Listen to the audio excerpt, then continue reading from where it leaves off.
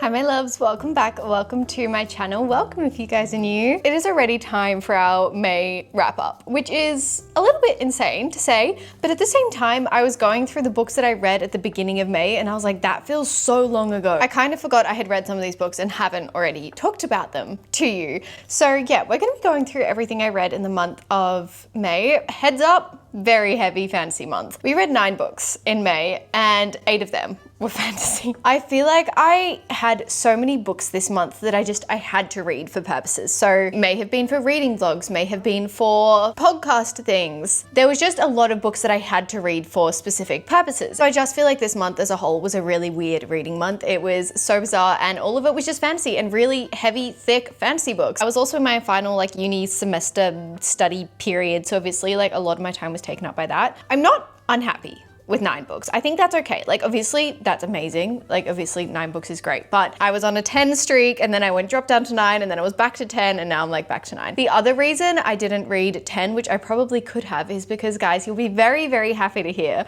that my current read is Rhythm of War by Brandon Sanderson. And we are about halfway through that. So about 600, 700 pages through that. So obviously like that could have counted as another read, but because it's so ridiculously long, it's gonna lapse over into our June reads. All of that to say, this is gonna be our May wrap up. I have a coffee because like I feel like I need a coffee to talk about these books. Also, I'm pretty sure most of these you did see in a reading vlog. There's 1 or 2 I think that you didn't, but I didn't expand on a lot of them in reading vlogs. So yeah, anyway, I'm sorry if you've heard me talk about these books a million times. Sometimes it feels like that by the time I get to wrap ups. I've done like short form content of them, I've done reading vlogs. I'm like, are you guys sick of me talking about these books? Like, do you need a wrap up? I'm not sure. Anyway, we're doing one. So I hope you enjoy. This is what I mean when I say I forgot I haven't already talked to you about these books, because the first book we read in the month of May was Beauty of Darkness by Mary E. Pearson. I feel like this was such a long time ago, but anyway, so this is the final book in the Remnant Chronicles. So we did tick another series off this month, which is always a very satisfying feeling. I did spill coffee all over it. Thank God this wasn't a library book. That's all I'm saying. I'm actually not too fussed about ruining my book. No, I don't like ruining them obviously, but like I am a spine cracker and that kind of stuff. Like I don't have to have them in pristine condition. Also kind of just takes me back to when I used to bring books to school in my backpack, and by the end of the day they would be so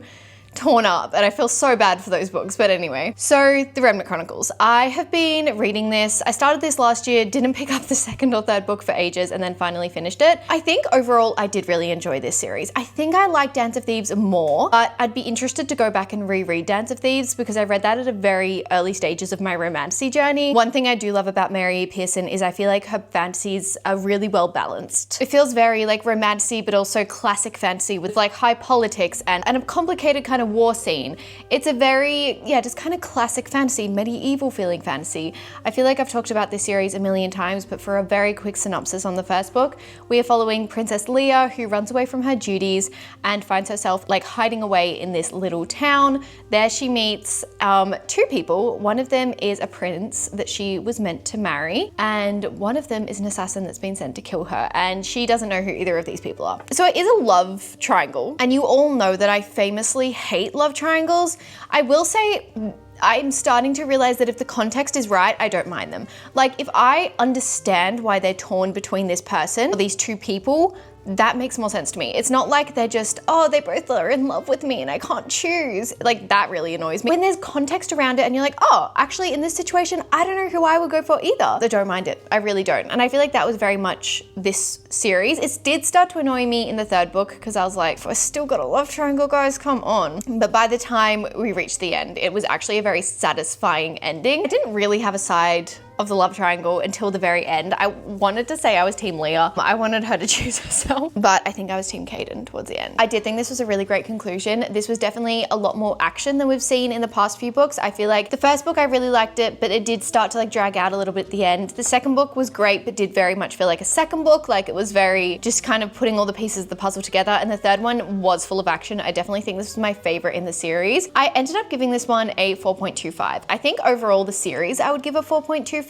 Like I do really enjoy it and I think it's a good series, but it's not my favorite fantasy series I've ever read. I do think if I read this when I was younger, I would have been absolutely obsessed with it and like fallen in love with it. I love Mary E. Pearson's writing though. Still, that has just made me love her writing even more. I think it is so immersive, so quick to just find a connection to your characters. And it's just like classic fantasy. I feel like I don't always read classic fantasy these days with like, you know, Brandon Sanderson feeling fantasy. And there wasn't a lot of magic in this, but we did get a lot more in the third book, which I was really happy happy about. There was also some plot twists in this that really got me. I did not see them coming. Overall, I'm really happy I finished this series. I would recommend it. I think it's a really great series, especially if you're a fantasy romance lover. Just a warning as well, a lot of these books were ebooks or I got them from the library. So some of them I don't have physically, but that is the case for the next one. Next one is Dawn Shard by Brandon Sanderson. Now this is the smallest book I read. It's a novella. I think it's still 250 pages or something like that, but it is a novella in the Stormlight Archive. You read it in between Oathbringer and Rhythm of War. So obviously now I can have gone on to Rhythm of War, but I needed to read this little novella, like just tick it off before I went on to the next one. I thought it was good.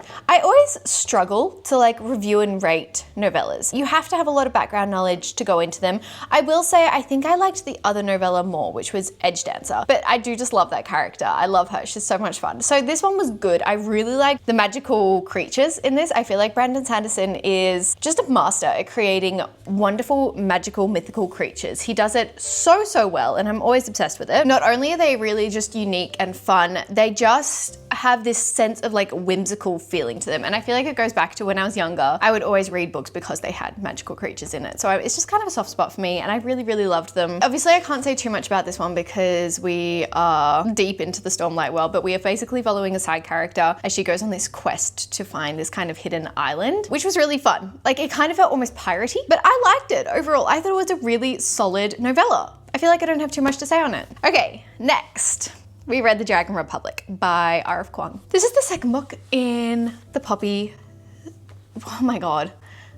War series. Before you go into this, please look up trigger warnings. I'm sure you all know that by now, but obviously it is a very dark, depressing kind of book. Like we are dealing with a war-torn world and it is based off the Opium Wars. So we're kind of like a little bit of crossover into reality. Like it is based off history, so that can be a little bit confronting at times. Do you know what's kind of weird? I feel like since I've read this, it feels like a really long time ago that I read this, and I definitely have blocked some scenes out of it because this got really dark really quickly. I feel like in the first one, I was like, oh, it's dark, sure, but it's not as dark as I was expecting for the Poppy War. Like I was really expecting a lot more. I fear I spoke too soon because then suddenly I was like, this is probably some of the darkest stuff I've ever read about. As soon as we started The Dragon Republic, I just have such mixed feelings towards this world because I feel like Rin as a main protagonist is so conflicting. I don't know where she stands. I'm like, I love her, I hate her, I don't know what she's gonna do next. She's the most unpredictable main protagonist I've ever read about. She's ruthless, okay? She will do anything to win the war, including like sacrificing things. Like it's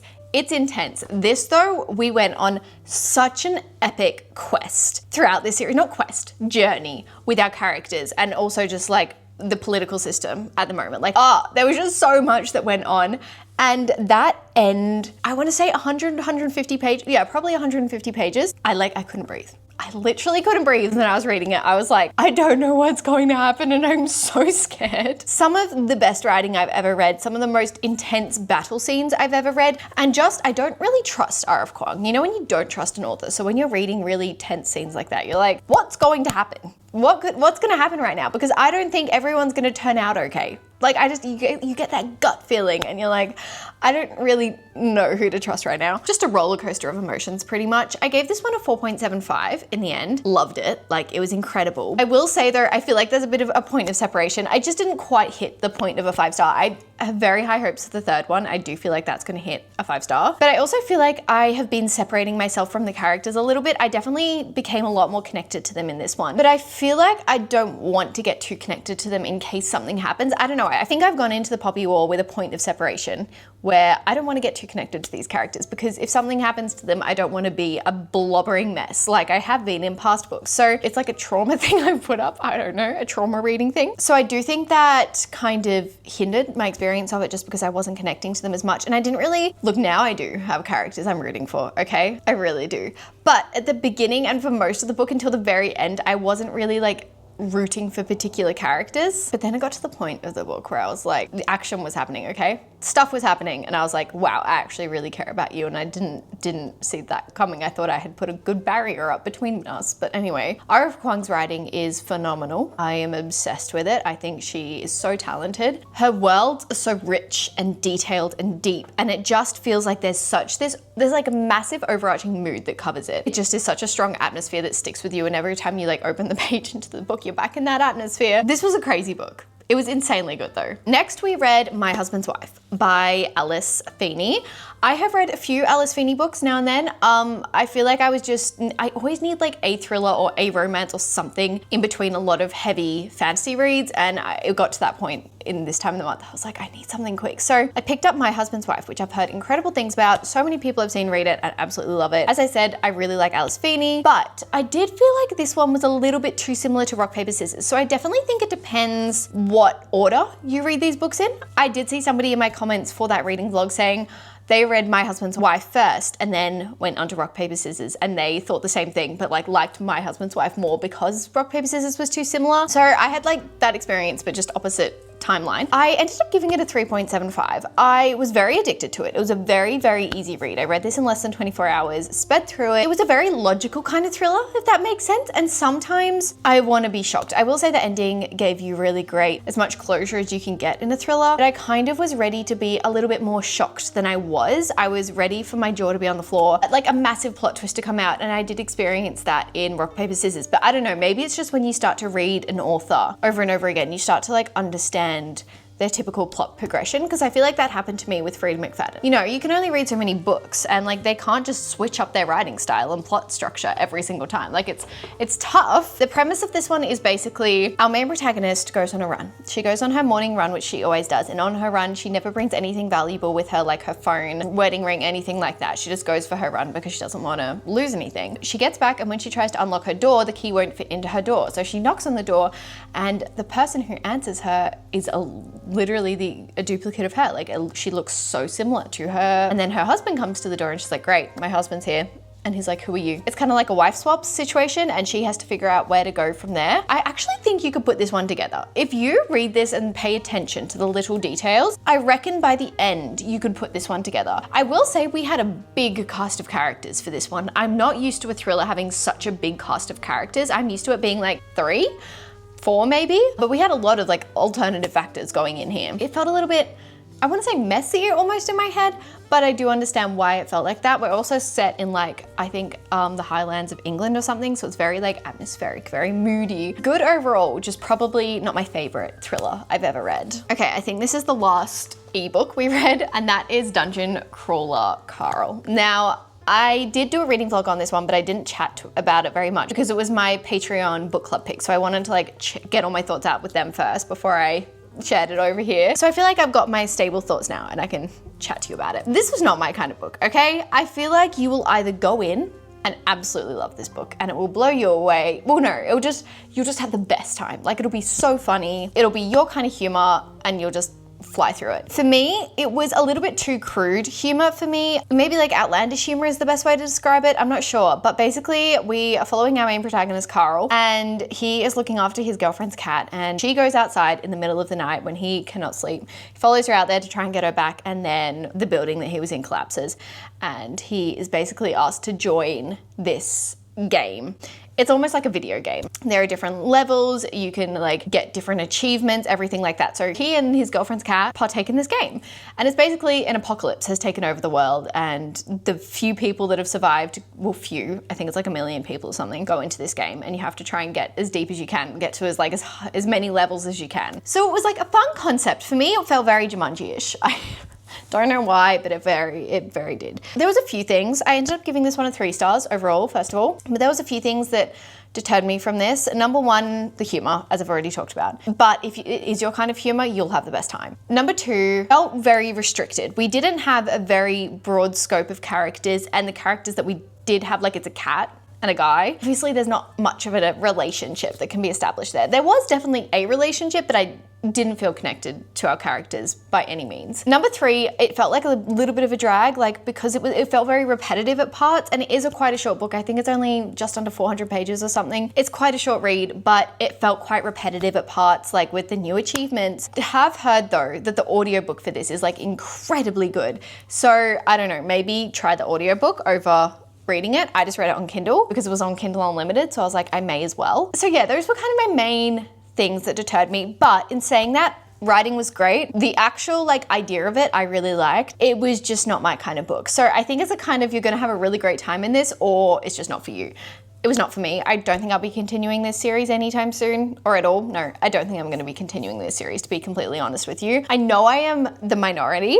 I know a lot of people love this book and a lot of people do say it's worth continuing the series. The only reason I gave it 3 stars is because I can't critique the writing. I can't critique a lot. It was just not my kind of book. Those are my thoughts. I hope that's okay. All right. The next 2 books we're going to talk about together because I did a reread of When the Moon Hatched so that I could read The Ballad of Falling Dragons with a fresh mind, because I read When the Moon Hatched years ago, like when it wasn't even traditionally published. It was indie published and it was kind of just getting some hype. That's when I read it. So I was like, I remember it, but I wanted to remember the smaller details because it was a detailed book. That's what I loved about it so much. We had a really great balance of plot, politics, and romance. So I wanted to do a reread. I did a lot of this on audio and then I did read it physically a bit as well. I loved it just as much the second time. I gave this a 4.25. I know that's a little bit lower, but I think I originally rated it like almost a 5 stars, if not a 5 stars. The one thing that kind of annoyed me on this reread was Rave and her revenge arc.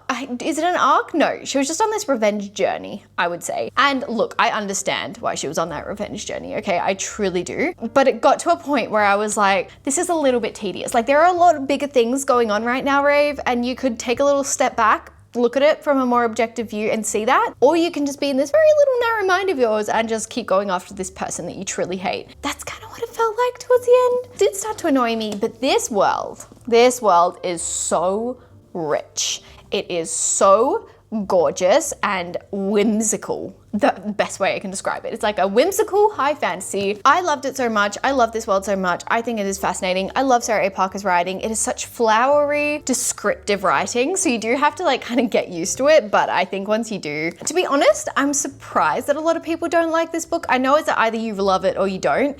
I'm really surprised that a lot of people don't, because to me, it's one of the best fantasy romance out there. Like if we're gonna go off books that are worth their hype, I think this is worth its hype, completely honest. There were definitely little elements of this that I had forgotten about. I talked about this in my vlog, so I won't chat about this very much, but yeah, just like lots of little details that I'd forgotten about that really did help going into Ballad of Falling Dragons. Now, I was lucky enough to receive an early copy of this, which was just one of the most incredible packages to ever receive. And this, I was so scared for. I was so terrified that it wasn't going to live up to the hype. And I am very, very happy to say that it did. It was an incredible read. An incredible read.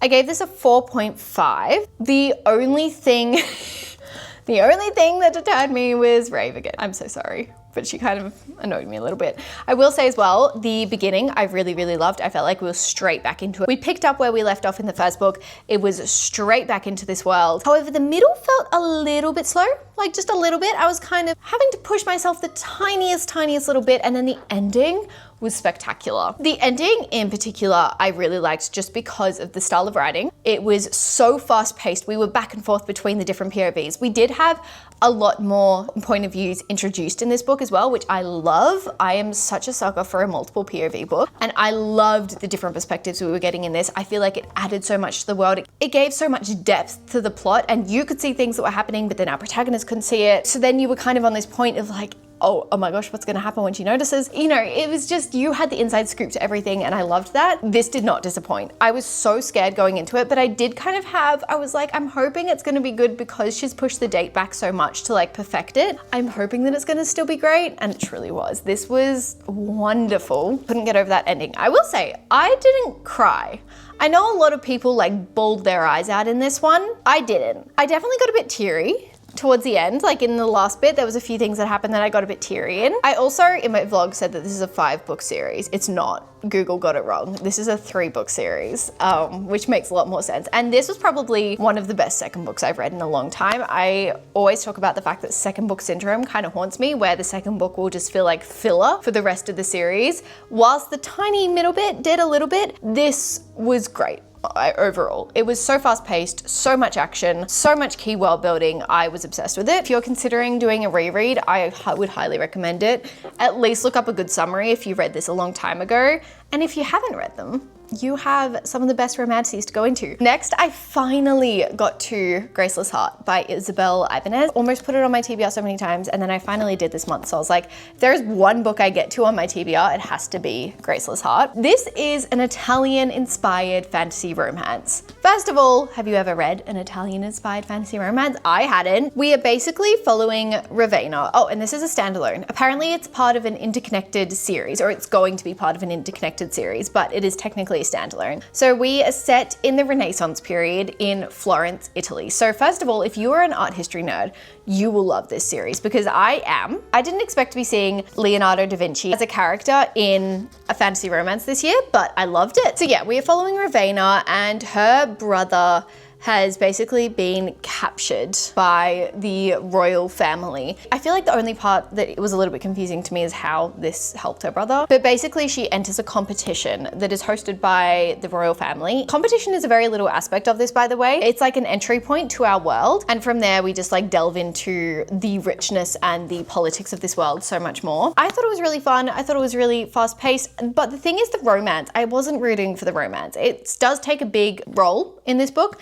And yeah, I wasn't rooting for it at all, to be completely honest. So I was a little bit disappointed in that. I was kind of hoping for a little bit more. And it also just felt a little bit rushed. I feel like this would have been a great duology. And if we could add a little bit more depth to our characters, a little bit more depth to the plot as a whole, that would make a little bit more sense to me. I just didn't have a lot of time to connect to our characters. I didn't have a lot of time to kind of see where the plot was going. Yeah, it just felt very rushed. And I feel like as a duology, it would have been just given the author more opportunity to delve into everything a little bit more and make it a bit more rich. If you're a big Renaissance or just art history girly, as I said, this was really great. The magic in this world is also like based off basically crystals. I think it's different rocks, but basically crystals. Like it says at the beginning, yeah, like the moon haze is a crescent moon shaped in pale lavender with glittering white threads, evokes sleep, alters memories, turns dream into nightmares. I just feel like the whole magic system and whole like setting of this was really wonderful and magical, and I wanted more time in it. I didn't want it to feel so rushed, and I feel like we were definitely, I don't know, I felt like we were focusing on the love story more than the world, and I wanted the world more, I wanted the magic more. But honestly, a pretty solid standalone, really fast paced, really easy to read. I feel like you could sit down and read this on a holiday super quickly. Okay, the last book I read in the month of June before I went on to Rhythm of War was The Last Contract of Issachar by Fonda Lee. This is Fonda Lee's newest release. I actually read this one in a day as like a challenge for myself. Fonda Lee obviously wrote the Greenbone Saga up there. I'm obsessed with that series. You know that it's like a god tier series for me. I love those characters more than anything. So I was excited that Fonda Lee was coming out with a new book. This is a standalone, and it is technically like a space soap opera standalone. And on this planet that we are set on a different planet. So it's like a sci-fi. There is basically this company that rules everything, and everyone works for the company, and that comes before everything. It comes before family, before love, relationships, anything like that. Your life is your work at the company. Our main protagonist, Issachar, is a contractor, and she basically carries out these tasks set for her. She's like almost like an assassin type person. Her kind of skill set is based off like ancient samurais. So really fascinating world, really great setup. This I gave a 4.75. I loved this book. It was one of my highest rated of the month. What I loved about this is Issachar is a 50-year-old protagonist. I rarely find a book these days where we have an older protagonist, and I loved it. Number one, she felt so much more mature, and the decisions she was making made so much sense.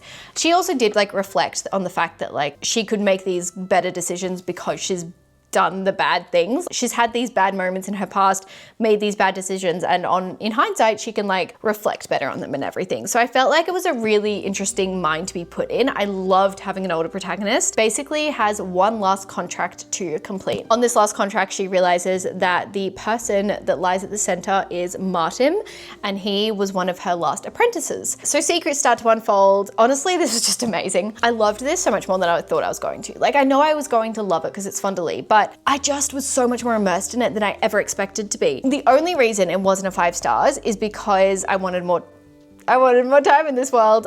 It was such a rich world, and I feel like there was so much room for further development, but it was fascinating. Again, this felt really unique, very different to anything I've read because of number one, the setting, number two, the protagonist, and honestly had no idea where it was going. I feel like Funderly as well is known for crazy plots, so there were so many moments in this where I was like, what just happened? What did I just read?